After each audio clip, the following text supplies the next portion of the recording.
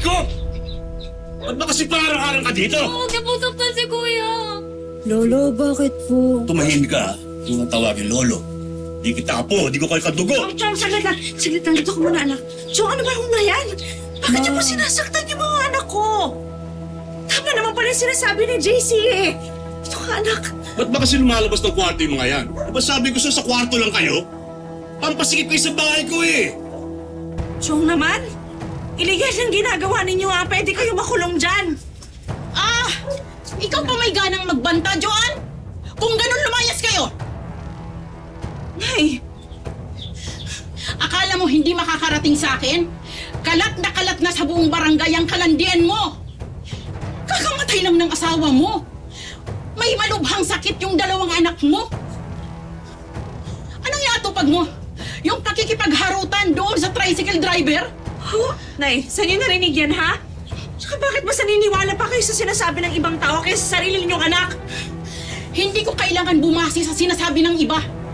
Kaya kong patunayan na haliparot ka, Joan! Hindi ka nahihiya!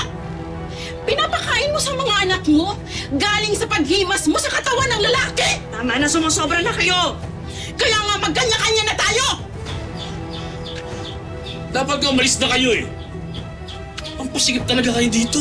Eh, hayaan ninyo. Pag ako nagkapera, naalis kami agad ng mga anak ko dito. Tsaka, Nay, bakit ka ganyan? Ha? Anong klaseng ina ka? Mas kinakampihan mo pa yung lalaking yan kaysa sa tunay mong anak at sa mga apo ninyo. Lumayas na kayo dito! Sige ngayon na, malis na kayo. Mag-intay pa ng pera, malis na kayo. Lumayas na kayo!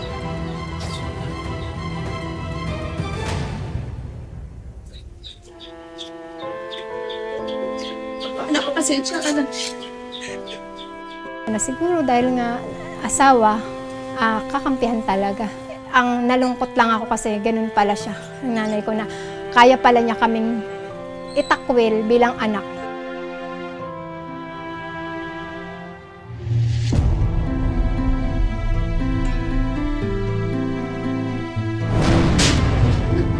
Sino yan?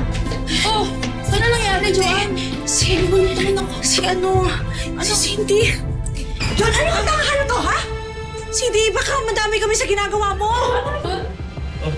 Oh, ano to? Saan ka pupunta? Uy, kulang to, ah. Kulang servisyo mo. Hoy, Cindy, ano to? Alam mo, ikaw? Ano naman? Ikaw, sampit ka rin dito, eh. Nakikialam ka sa mga naghahanap buhay? Alam mo, ikaw yung pinaka mga nangangailangan dito, eh.